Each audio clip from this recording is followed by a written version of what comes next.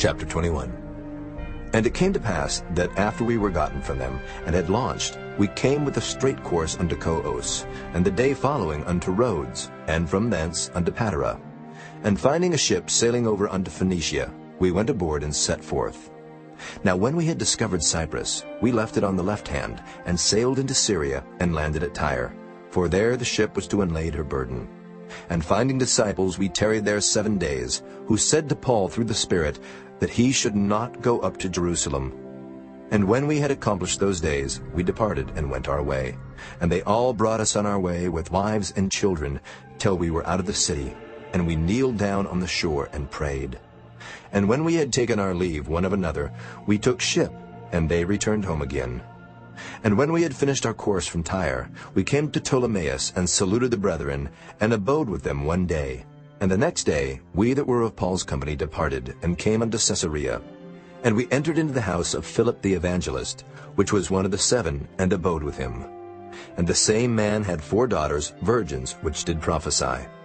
And as we tarried there many days, there came down from Judea a certain prophet named Agabus.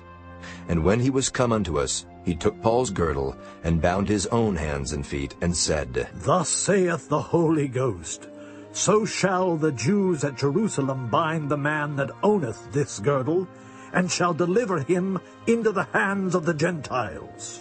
And when we heard these things, both we and they of that place besought him not to go up to Jerusalem. Then Paul answered, What mean ye to weep, and to break mine heart? For I am ready not to be bound only, but also to die at Jerusalem for the name of the Lord Jesus.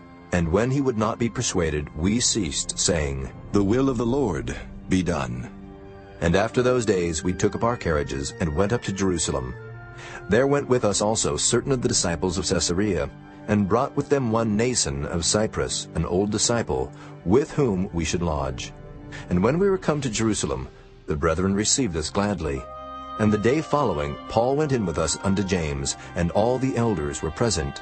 And when he had saluted them, he declared particularly what things God had wrought among the Gentiles by his ministry. And when they heard it, they glorified the Lord, and said unto him, Thou seest, brother, how many thousands of Jews there are which believe, and they are all zealous of the law.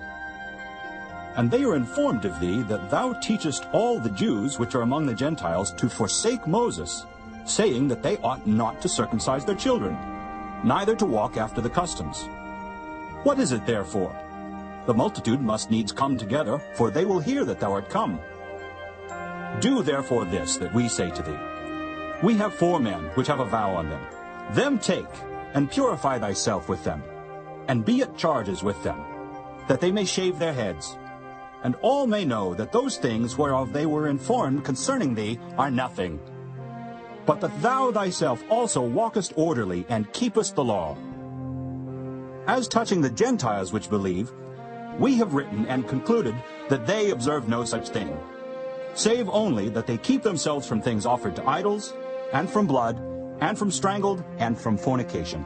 Then Paul took the men, and the next day purifying himself with them, entered into the temple, to signify the accomplishment of the days of purification, until that an offering should be offered for every one of them. And when the 7 days were almost ended, the Jews which were of Asia, when they saw him in the temple, stirred up all the people, and laid hands on him, crying out, Men of Israel, help!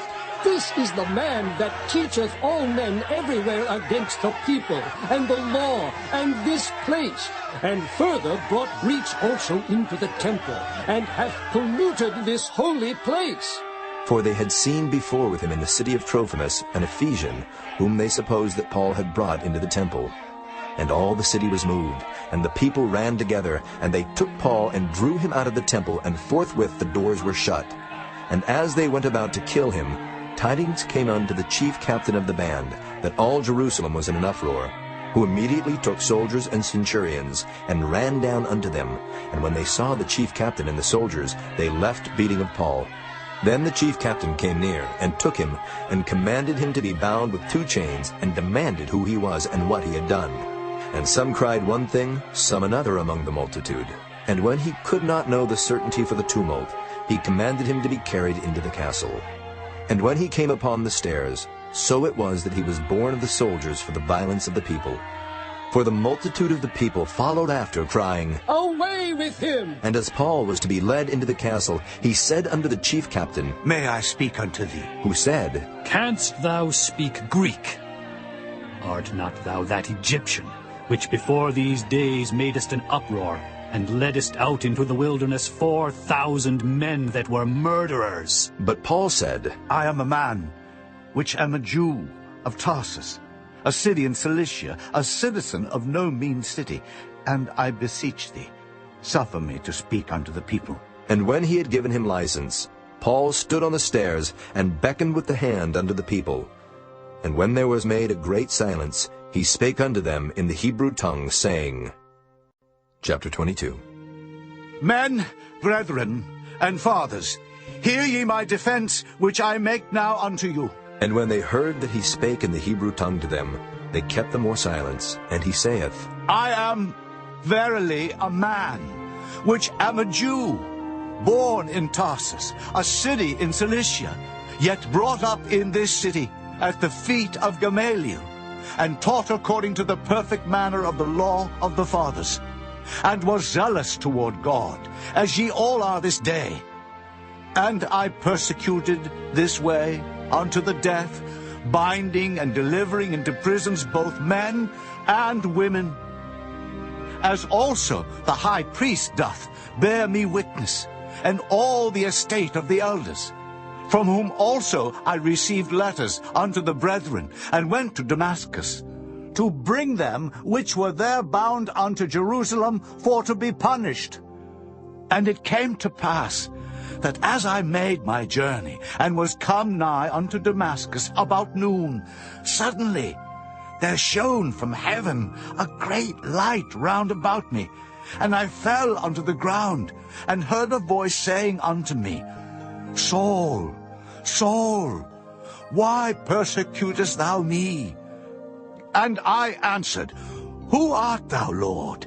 And he said unto me, I am Jesus of Nazareth, whom thou persecutest. And they that were with me saw indeed the light, and were afraid. But they heard not the voice of him that spake to me. And I said, What shall I do, Lord? And the Lord said unto me, Arise, and go into Damascus, and there it shall be told thee of all things which are appointed for thee to do. And when I could not see for the glory of that light, being led by the hand of them that were with me, I came into Damascus. And one Ananias, a devout man, according to the law, having a good report of all the Jews which dwelt there, came unto me, and stood, and said unto me, Brother Saul, receive thy sight. And the same hour I looked up upon him. And he said, The God of our fathers hath chosen thee, that thou shouldest know his will, and see that just one, and shouldest hear the voice of his mouth. For thou shalt be his witness unto all men of what thou hast seen and heard. And now, why tarriest thou? Arise, and be baptized, and wash away thy sins, calling on the name of the Lord.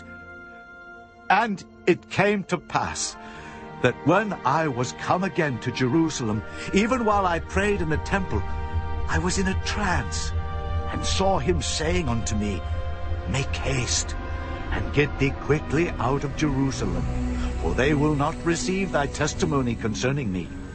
And I said, Lord, they know that I imprisoned and beat in every synagogue them that believed on thee. And when the blood of thy martyr Stephen was shed, I also was standing by, and consenting unto his death, and kept the raiment of them that slew him. And he said unto me, Depart, for I will send thee far hence unto the Gentiles. And they gave him audience unto this word, and then lifted up their voices and said, Away with such a fellow from the earth, for it is not fit that he should live. And as they cried out, and cast off their clothes, and threw dust into the air, the chief captain commanded him to be brought into the castle, and bade that he should be examined by scourging, that he might know wherefore they cried so against him. And as they bound him with thongs, Paul said unto the centurion that stood by, Is it lawful for you to scourge a man that is a Roman and uncondemned? When the centurion heard that, he went and told the chief captain, saying, Take heed what thou doest, for this man is a Roman. Then the chief captain came and said unto him, Tell me, art thou a Roman? He said, Yea. And the chief captain answered, With a great sum obtained I this freedom. And Paul said, But I was freeborn. Then straightway they departed from him which should have examined him. And the chief captain also was afraid, after he knew that he was a Roman, and because he had bound him. On the morrow, because he would have known the certainty wherefore he was accused of the Jews, he loosed him from his bands, and commanded the chief priests and all their council to appear, and brought Paul down, and set him before them. Chapter 23.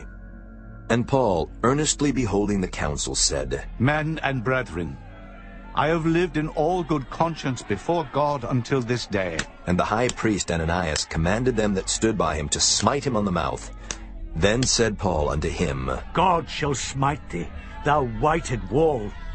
For sittest thou to judge me after the law, and commandest me to be smitten contrary to the law? And they that stood by said, Revilest thou God's high priest? Then said Paul, I wist not, brethren, that he was the high priest. For it is written, Thou shalt not speak evil of the ruler of thy people. But when Paul perceived that the one part were Sadducees, and the other Pharisees, he cried out in the council, Men and brethren, I am a Pharisee, the son of a Pharisee. Of the hope and resurrection of the dead I am called in question. And when he had so said, there arose a dissension between the Pharisees and the Sadducees, and the multitude was divided. For the Sadducees say that there is no resurrection, neither angel nor spirit. But the Pharisees confess both. And there arose a great cry, and the scribes that were of the Pharisees' part arose and strove, saying, We find no evil in this man. But if a spirit or an angel hath spoken to him, let us not fight against God. And when there arose a great dissension, the chief captain, fearing lest Paul should have been pulled in pieces of them, commanded the soldiers to go down, and to take him by force from among them, and to bring him into the castle. And the night following, the Lord stood by him, and said, Be of good cheer, Paul. For as thou hast testified of me in Jerusalem, so must thou bear witness also at Rome. And when it was day, certain of the Jews banded together, and bound themselves under a curse, saying that they would neither eat nor drink till they had killed Paul. And they were more than 40 which had made this conspiracy.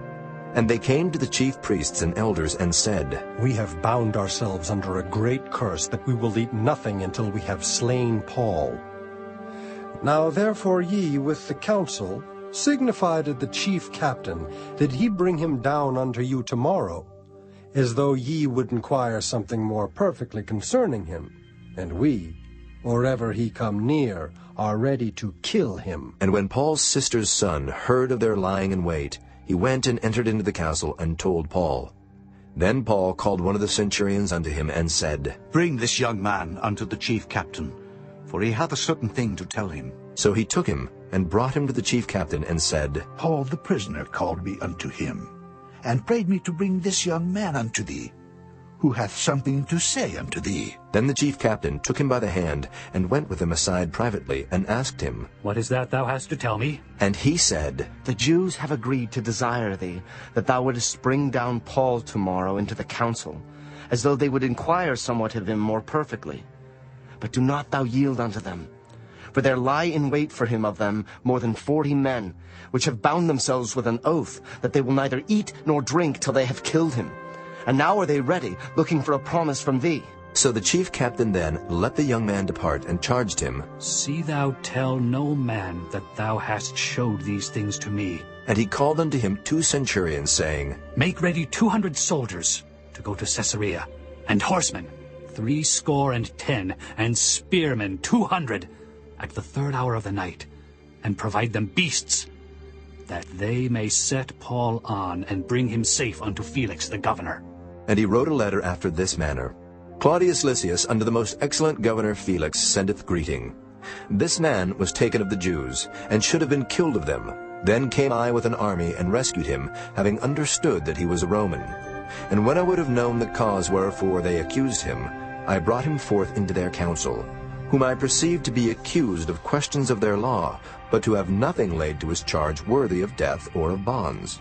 And when it was told me how that the Jews laid wait for the man, I sent straightway to thee, and gave commandment to his accusers also to say before thee what they had against him. Farewell.